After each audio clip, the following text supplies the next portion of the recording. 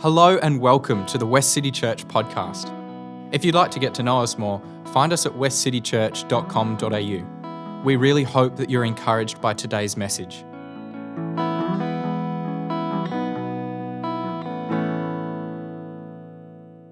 Here today, we're here to talk about Joseph, and let me just try to make some sense of this.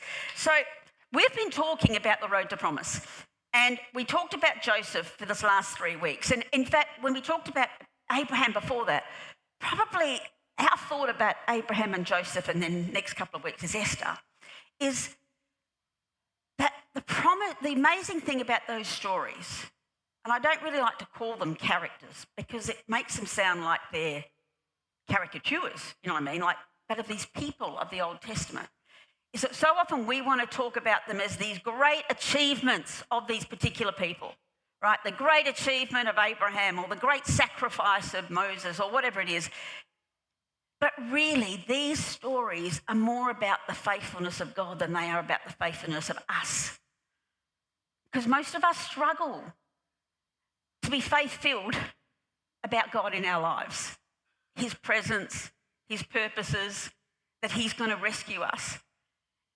And in fact, our stories are really testament to the fact that he's faithful and he just keeps on going on with us.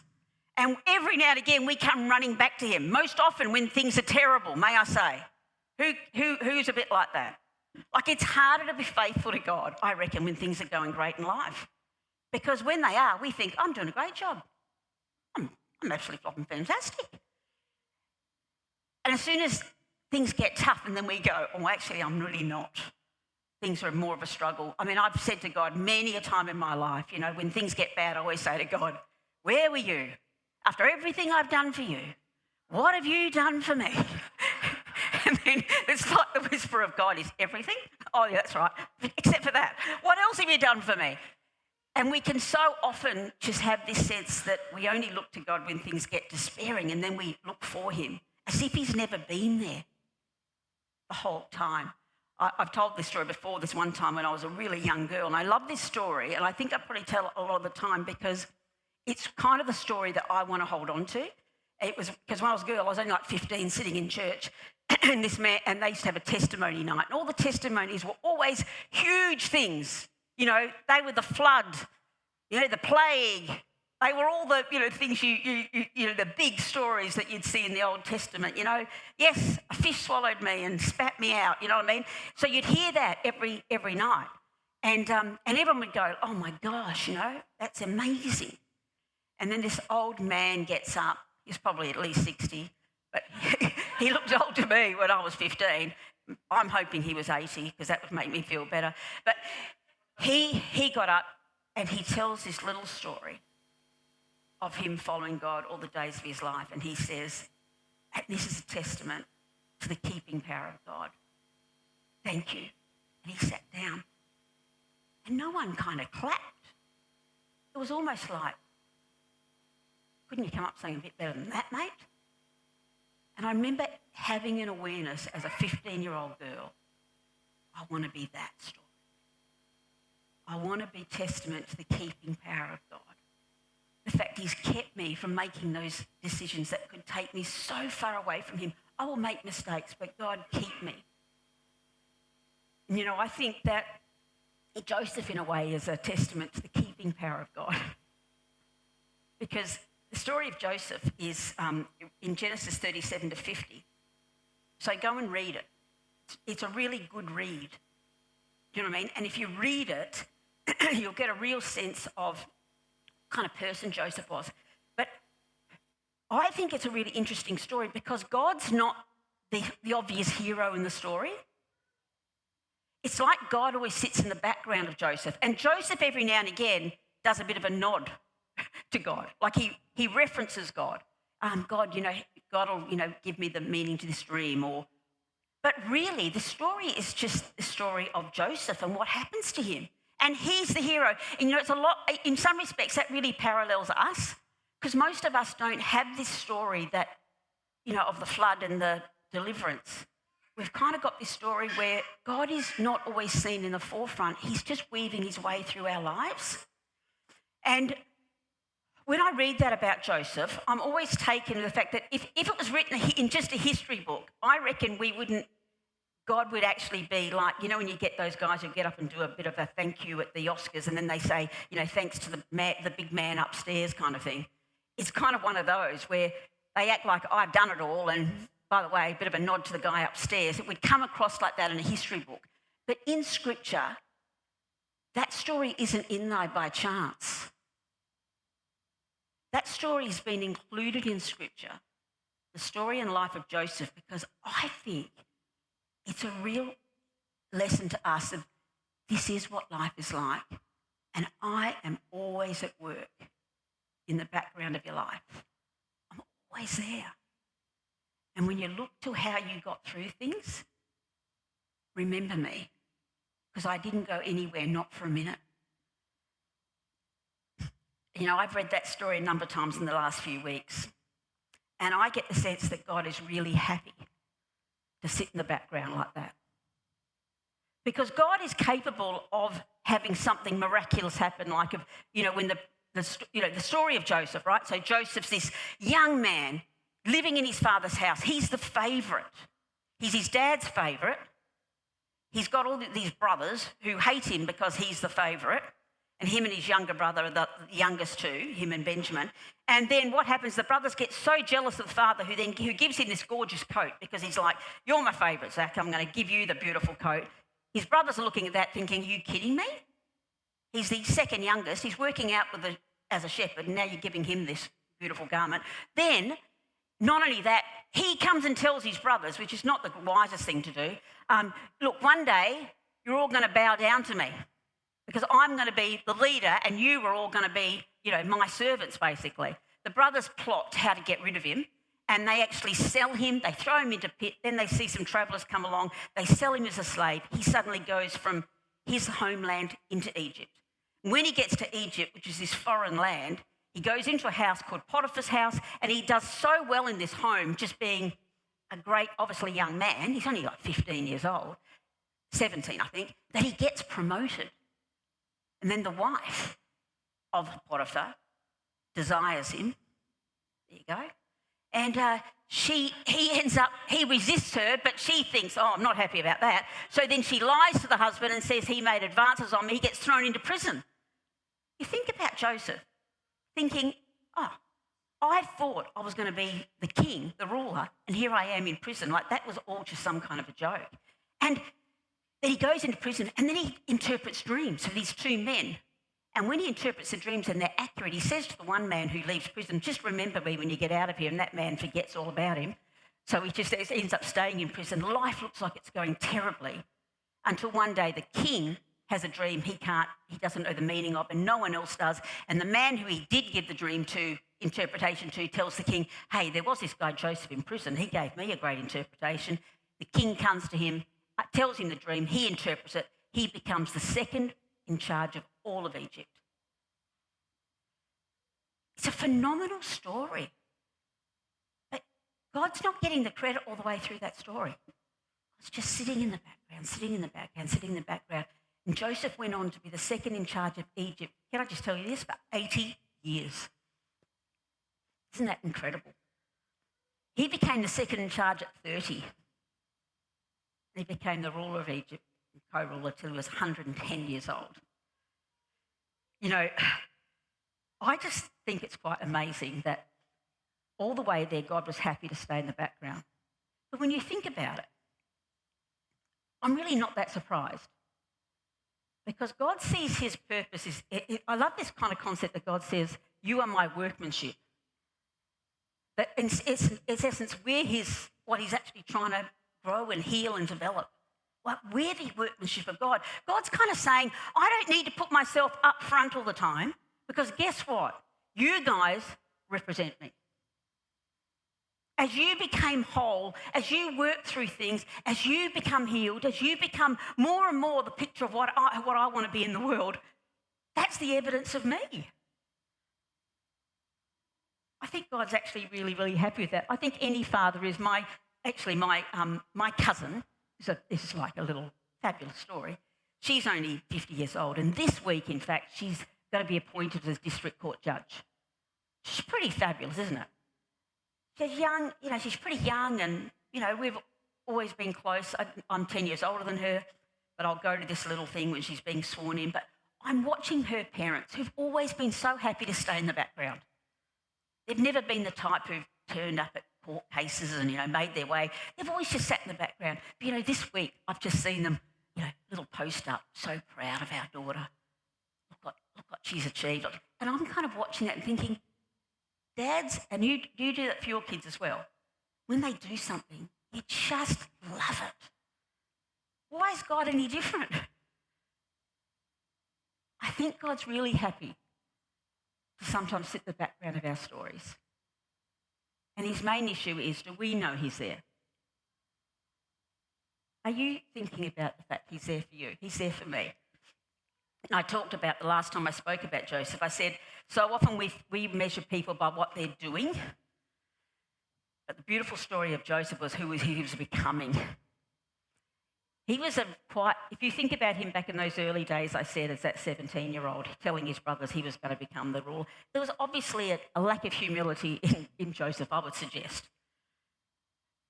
There was also a lack of him having lived the really hard life yet, because he'd always lived in his father's house and he'd always been provided for. And he had to endure these incredible, tumultuous life where he wasn't rejected. This is where his story differs from ours, may I say. The level of abandonment that his own brothers would sell him and pass him off as dead to his father. The fact he'd be separated from his homeland and never go back till he was dead. The fact that he would then be betrayed by other people who would lie about him. The fact he'd be put into prison for absolutely no good reason and be left there. And I'm sure they weren't, prisons of rehabilitation. I just think he lived a fairly torrid life till he got to do his position. But what I think is actually even more so crazy is that he had trusted God to work through lots of this by the time he was 30 years old.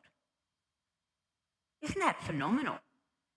That his level of kind of that acceptance of what had happened to him and accepting back of his brothers, I think it's quite incredible that by the time he was 30, God was so deeply at work in his life that he was already becoming testament to that keeping power of God, and the healing power of God. I was thinking, what about if we framed our lives if we try to frame our lives in recognition that God's always there? And I was thinking, if we understood this, what about if we understood that God's presence in us was actually meant to be seen in who we're becoming and not what we do? So if God was really, you don't have to, and this is the trouble that sometimes we do, we think we've got to get out front and promote ourselves as being a Christian in a really overt way through this language and through these statements of testimony of highs and lows. I'm like, what about if God's really happy for you to be who you are, become who you are, and then just speak up for God or testament to him as in a real normal way in your life? Do you remember what's his name, the singer, Slow Train Coming? I always get these things wrong. Bob Dylan. Remember Bob Dylan? I remember when Bob Dylan became a Christian, back it was in the late 70s. He became a Christ follower, right? He made a decision. Well, honestly, I reckon it was in 3 months he got pushed by the Christian fraternity to step up and declare his faith and make a really big show of it. And guess what? He cracked under all of that because he actually even hadn't become yet. He was just a person starting that faith journey. Guys, we've got to lose the language around, yes, because I'm a Christian, God delivered me and God did this. Why are we saying all of that? The evidence is in who we're becoming. That's what it is. Not in speaking out of some language that we've heard in church that then we reproduce to someone, oh yes, I'm just trusting God. Don't tell people, trust God and they will see. God told me. Well, did he? I've been around a long time and I have had very few occasions where I could really say God told me. But we want to say it to give it more weight and validity and we just don't need to. It actually isn't who we're becoming. And it's incredibly, last week I went up to something before church was on, and they'd invited me to come up. I had to go and meet someone up in Joondalup for my other job. And I get up to this other place, and I said to them, I've got to be left here by 10:15. So it was a minister, a federal minister I had to meet about my job. So I'm in this little meeting, only about 8 of us, so it's a bit personal. And I'm having this conversation, and then I'm like, 10:15. I said, look, I've got to leave. And they were like, what do you mean you've got to leave? I said, I've got to leave 10:15. I've got to go to church. You see them all looking at me. Church? Oh, yeah. I've got church. I'm one of the helpers in my church. These are my church, so I better leave now. See you later. And I think they all looked completely shocked that I would leave this meeting. But you know what? I'm not talking about being embarrassed of your faith. I'm not talking about being hesitant to say who you stand for. I'm saying, why don't we become it? Truly become it. And then out of that, the most normal conversations happen, which introduce people to this incredible life of faith with a real and living God who has changed us. I think that I often say to people, I've got the Midas touch because I follow the God who's always delivering me. I'm not embarrassed about it.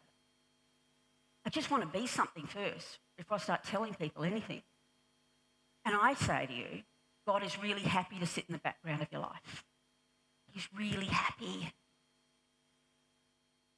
And then I thought, the second thought is, what about if we understood, if we can walk into any of our darkest moments, right? This is Joseph, even into the wilderness that we talk about, and not even be one bit afraid because of the one who is with us.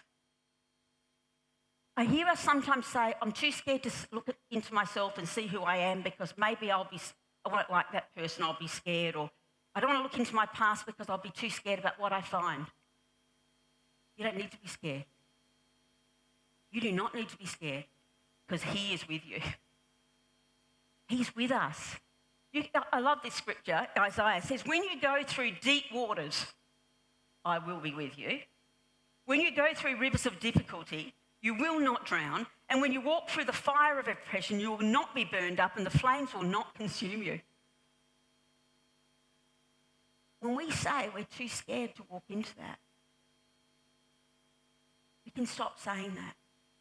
We can say, God, this is tough and I feel a bit fearful, but you are with me. And your rod and your staff, they comfort me.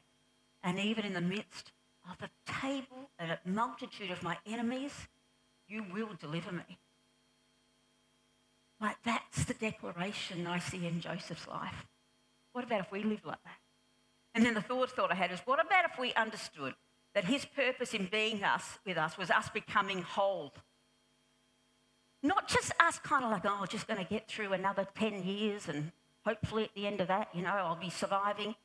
What about if the purpose of God being with you and working through was to actually make you whole? I would never share all of my brokenness with you in terms of where I've come from, right?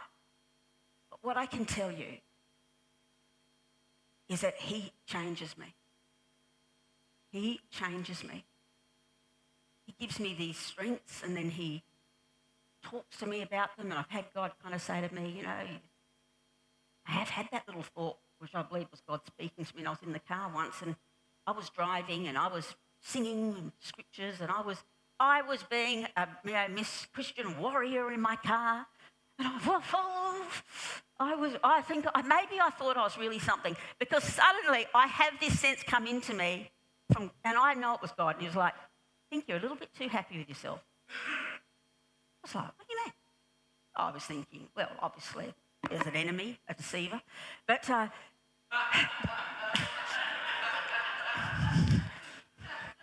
don't think it was the enemy deceiver. But anyway, I just had this sense, God just saying, you're a little bit too happy. Do you know what? That wasn't God hurting me. It was God saying, Kel, come on, be whole. Don't hide behind all this stuff. There's this There's so many scriptures that talk about wholeness, guys. There are so many. I mean, this whole idea of exchanging our strength for his, the good work I've commenced in you, the fact that he's constantly at work making us whole, right? But there's this poem, and lots of people know it because good old, what's his name? Oh gosh, I always do this, don't I? What's his name? Mr. South Africa. Nelson Mandela. See?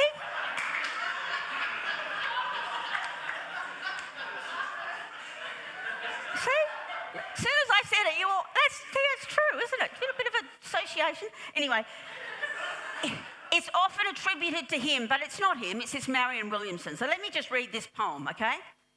She says, our deepest fear is not that we are inadequate. Our deepest fear is that we are powerful beyond measure. It is our light, not our darkness, that frightens us. We ask ourselves, who am I to be brilliant, gorgeous, talented, fabulous? Actually, who are you not to be? You are a child of God, and your playing small does not serve the world. There is nothing enlightened about shrinking so that other people won't feel insecure around you. We're all meant to shine, as children do. We are born to make manifest the glory of God that is within us. It's not just in some of us, it's in everyone. And as we let our own light shine, we unconsciously give each other permission to do the same. As we are liberated from our own fear, our presence automatically liberates others. Now, I don't agree with the first part of that. I just don't. I don't think our deepest fear is not that we're inadequate. I think it is that we think we're inadequate. But that's fine, she thinks that. I don't think our deepest fear is that we're powerful beyond measure. No, I don't think that. I don't think I'm powerful beyond measure. Does anyone else? I'm like, that terrifies me. I don't think it's my light and not a darkness that terrifies me. No, it's the darkness that terrifies me and myself. But I do agree with the rest of what she says. Who am I to be brilliant, gorgeous, talented, fabulous? Actually, you should be. Because there's one running in the background of your life who is helping you to become that. He wants you to be fully formed so that your light may shine, that other people may see it. They may find hope. We are not meant to live lives that are small and broken. We are meant to trust God with our brokenness and become whole. We're meant to walk into our wilderness knowing that he is with us. We are meant to heal and grow, that our light shines to others, and we're meant to shine our light, that others may have hope and faith. That's truly what I believe. You know, Joseph walked with God and God walked with Joseph. Joseph saw and acknowledged God in his everyday, in his internal life. We see that because of the words that came out of his mouth. And it allowed him to step into opportunities that came his way with a confidence, things that looked well beyond him. And as he lived his life hand in hand with God, he became whole. The miracle is how far Joseph had come by the time he was 30 years old. His growth in forgiveness, wisdom and humility, and that he remained in the highest of leadership positions for more than 80 years. I reckon he became a testament to both the healing and the keeping power of God. And I think this is the ultimate destination of the road of promise. Wholeness and security in the one who never leaves our side. Story from Joseph is one that we can all hold tight, because it's your and my story that God's just weaving his way through the background of our lives, and we do not need to artificially push him to the front. We need to become whole, that others may see that this is possible with God, who we all walk with, hey? Even if it takes our lifetime, it's worth it. How good was that message? Thank you so much for joining us. Each week at Westcity, we say a benediction together. We do this because we believe that the purpose of the church is to be a caring community for the world, and that as we go and serve others, we enter into Christ's work of welcome, restoration and healing, both for us and others. We believe that in doing so, we get to see and encounter Christ. So let's say the benediction together. We come together as the church to be reminded of the go of Christ. So we will go out and feed the hungry, go out and clothe the naked, Go out and fight for justice. Go out and end oppression. Go out and proclaim anew the old story. Go out and associate with those who don't look like us, think like us, act like us, and don't even like us. And we'll do it all in the name of the one who sent us. His name is Jesus.